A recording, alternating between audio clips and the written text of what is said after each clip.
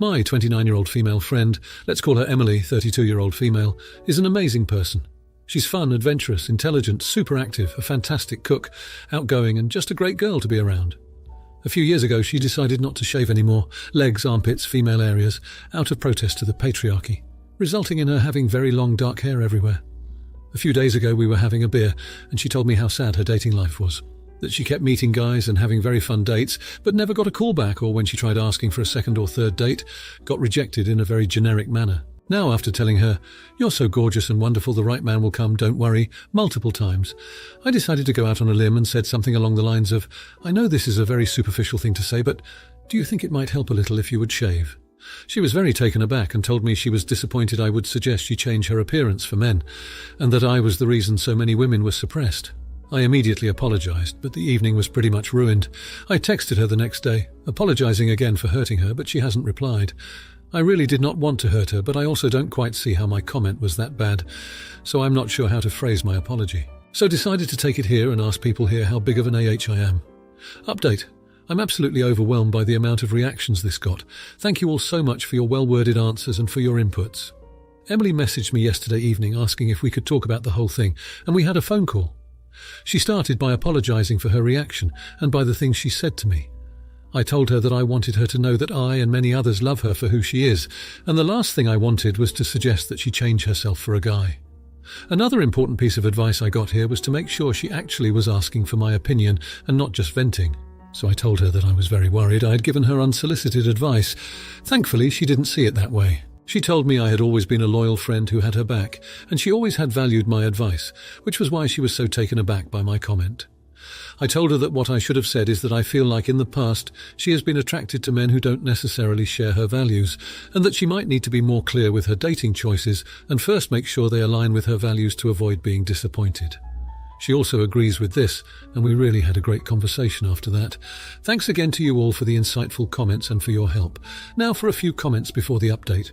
Comment 1. She has the right not to shave, and the men she dates have the right to think it's gross. People are attracted to what they are attracted to. That's just reality. If she wants a man who doesn't mind that she doesn't shave, that will be a much smaller percentage of the male dating pool, and it will be more difficult for her to find a partner. If she was asking for your advice and you were trying to help her, then not the idiot. Especially because you're likely right and the hair is the reason the men are not staying. I think it's silly that she is mad at you for just stating the obvious truth. Editing to add, after thinking about this more, I am thinking that yes, the guys don't like the hair, but the fact that she has it is probably really a symptom of her personality and outlook on life and general opinions, and those things are probably the even bigger turn-off for these guys. And I will also now add, since some people are assuming things, that I am not saying that the men are right to have this view of her, or that I agree with that view. I'm merely pointing out that based on my lifelong observations of guys, a general average aversion to that type of viewpoint, I don't shave to fight the patriarchy. Maybe why some guys aren't staying. You may not like that, but that is the reality we live in. There are guys out there who won't feel that way, and that is who she would likely prefer. Comment 2. I'm saddened by the number, if NTA, here and the lack of reflection on our own socialization into cultural gender norms. I have read the post twice, and nowhere does it suggest OP's friend linked it to body hair, or that OP has surveyed all these dates and found out this is the reason. You made a judgment based on your own prejudices. Maybe your friend is picking the wrong men or is a boring date. I know many straight women who don't shave. I have never shaved my pubic hair and no man has ever complained, nor have they had any issues if I haven't shaved my legs, and they never seem to have trouble attracting a male partner. You assumed it's due to not shaving, but you're just projecting onto men you don't know. Prejudices they may or may not have. You're the idiot. Comment 3. You're the idiot. Not shaving is a value statement. She's looking for a partner in life that has the same values. By telling her to shave, you are telling her to change her values just to get a man. Instead of saying, "Don't worry, you will find the right man," why not say it's better that these wrong men are screened out than be with one of them that doesn't value the same things you do? Now that would be miserable, compromising your values. Being single is not the end of the world. Edit. Typos corrected and grammar improved for clarity. Edit to add, not shaving is a value statement for OP's friend as per OP. Her friend stopped shaving to stand up to the patriarchy. Not shaving is not a value statement for all those that do not shave. Now for the update. So Emily took the conversation we had to heart, it seems. This last month has been a whirlwind of terrifying developments. She decided to throw herself fully into the dating scene with a take me as I am or not at all stance. It started off decently enough. She went on a few dates, all of which ended without any major hiccups. But then things took a sudden dark turn. Emily met this guy, let's call him Brad, on a dating app. Brad claimed to be a progressive feminist man who was not only okay with Emily not shaving, but actually admired her for it. But his true colours began to show after a few dates. He became manipulative and started gaslighting Emily. He would say things like, "I love that you don't shave, it's so exotic," but then would make her feel guilty for not conforming to societal beauty standards. He'd tell her that men will always prefer women who shave and that she should be grateful someone like him is willing to date her. I intervened when I saw what was happening, but Emily was too deep in Brad's web of deceit to see the truth. She became more and more isolated, stopped hanging out with our friend group, and started doubting her decision to stop shaving. Meanwhile, Brad began to exhibit signs of control and dominance. He'd insist Emily attend gatherings that he wanted to, and would guilt-trip her when she didn't want to. He even started openly criticising her lifestyle choices, including her decision not to shave in front of others. I tried reaching out to Emily multiple times, but each attempt was met with resistance. She'd either completely ignore my messages or respond with cold, curt replies. I was at a loss, watching my friend spiral into this unhealthy relationship. Finally, after what felt like ages, Emily saw Brad for who he really was. It was during an intervention that he had planned where he invited a bunch of his friends to convince Emily to start shaving again. Emily finally snapped, and in a fit of rage she dumped him and left. I wish I could say this was the end of it, but Emily was left emotionally battered by the experience. She's now second-guessing her decisions and has started shaving again, not because she wants to, but because she's scared that no one will love her otherwise. It's morphed from a political statement to a symbol of her failed relationship and trauma. I don't know how to help Emily regain her confidence. She's lost her spark, and it's been painful to see her like this. After everything she's been through, I just want her to find herself again. I'm not sure what the next steps are, but I'm hoping things start to turn around soon. Now for the comments, not the idiot. Emily, you have every right to make decisions about your own body hair. It's not Brad's place to enforce his preferences on you. It's a huge red flag that he's trying to manipulate and control you to this extent. It's good to hear that you ended the relationship, but it's clear he did some damage. I hope you're able to regain your confidence in time. Not the idiot. Brad appears to have some serious control issues and is using classic gaslighting techniques to make Emily doubt herself.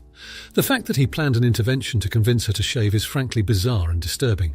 Emily, you deserve a partner who respects your autonomy and personal choices, not one who seeks to control and manipulate you. Not the idiot.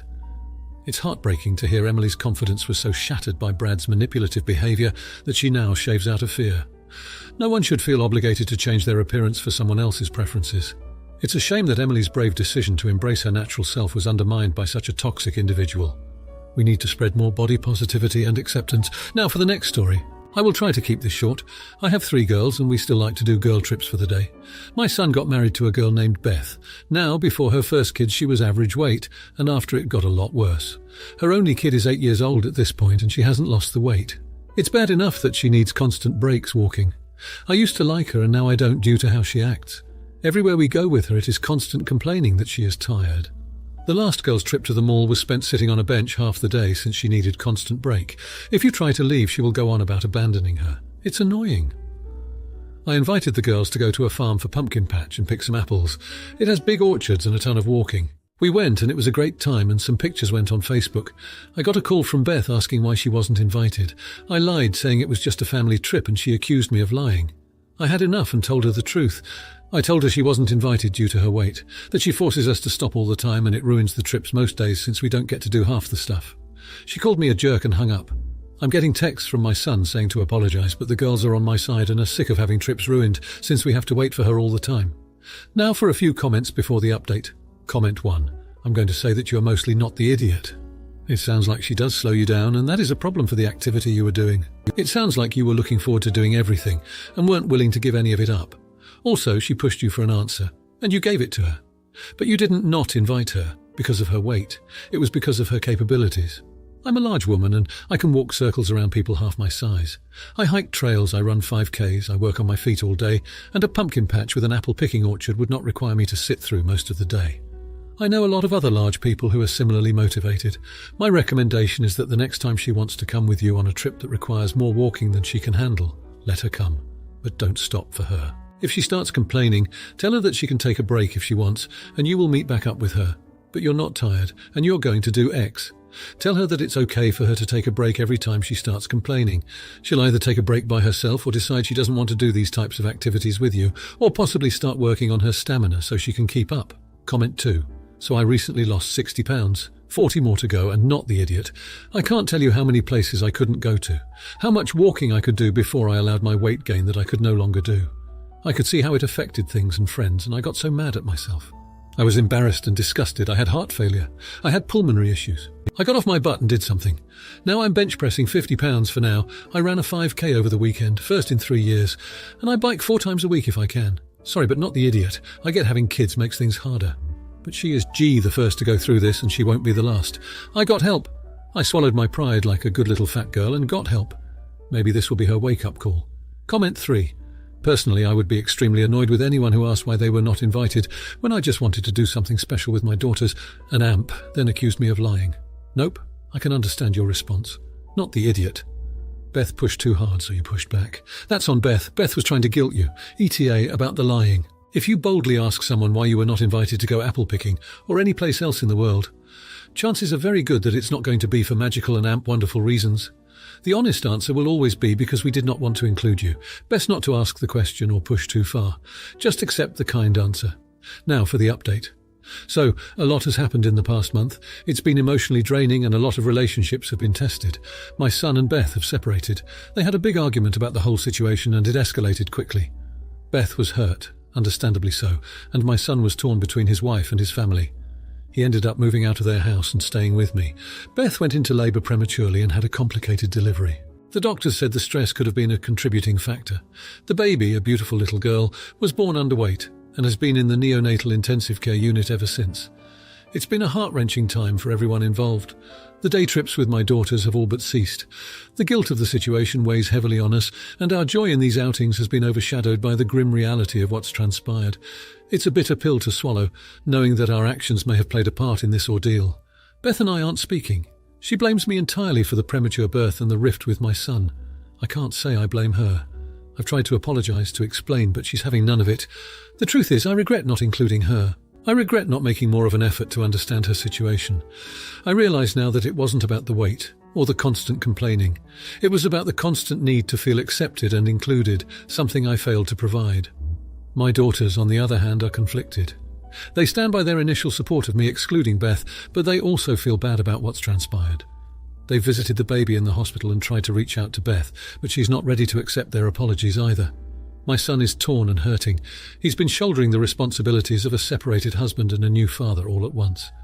It's been tough on him, and I worry about his well-being. I'm not looking for sympathy or advice, I just needed to get it off my chest. I know I've messed up and I'm living with the consequences. I just hope we can mend things before it's too late. Now for the comments. 1. Not the idiot. You can't be held responsible for the premature birth of the baby. That's just a stress-induced blame game by Beth. However, your son is an adult and capable of making his own decisions.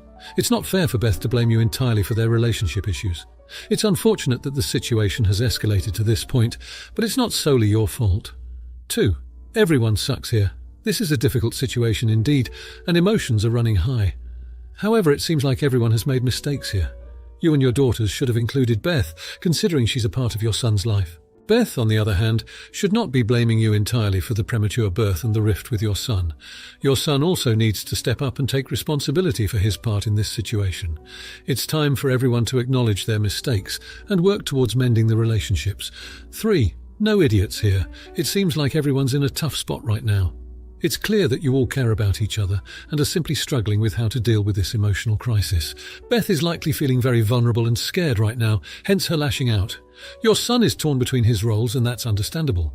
The daughters are trying to make amends, which is commendable.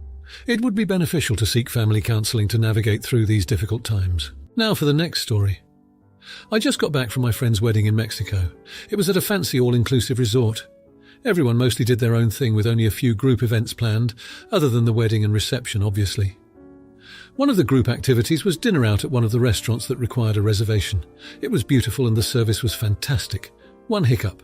The best man did not want potatoes. He wasn't allergic. Potatoes did not take out his parents in a dark alley, and he hasn't sworn to avenge them. As far as I know, anyways. I speak Spanish, and after he asked me, I asked the waiter to please not serve him potatoes. Well, you know where this is going. He was maliciously served potatoes, and he would not shut up about it. He pointed out to everyone at our table that he had been served a starchy tuber against his will. Other tables were watching him and listening to him getting upset about the potatoes. He ate the rest of his meal, but would not drop the potatoes. I couldn't take it anymore. I reached over and grabbed the potatoes with my hand and put them on my plate. And then I ate them. He just sat there stunned. Then he got up and went to his suite. He avoided me the rest of the time there, but he made sure to tell everyone what a jerk I was and how unladylike my behaviour was. I just wanted him to shut the F up about the potatoes. My friend wants me to apologise for causing drama. Now, for a few comments before the update. Comment 1. And Geet, he made sure to tell everyone what a jerk I was and how unladylike my behaviour was. And how would he describe his behaviour? Gentlemanly? And GD, my friend wants me to apologise for causing drama. This man seems to be truly dedicated to being offended. Apologising is not going to make things better. Not the idiot, and you sound like an incredibly entertaining person to be friends with. Comment 2. Not the idiot. You removed the problem hilariously. What's the problem? Oh, he realised how freaking easy it was to just remove the potatoes and couldn't take the embarrassment. Or talking about the potatoes was the only thing he could talk about, and you left him with nothing to talk about. Comment 3. You're the idiot. A glorious, wonderful AH that will inspire us all to AH behaviour in the years, nay decades to come. Because taking food off someone's plate is an AH move. But shutting someone up who has been complaining continuously for an hour is a wonderful thing. Now for the update. So it's been a month since the potato incident at my friend's wedding in Mexico. In the spirit of keeping things interesting, I thought I'd share an update with you guys. Unfortunately, the potato debacle didn't just stop at the resort.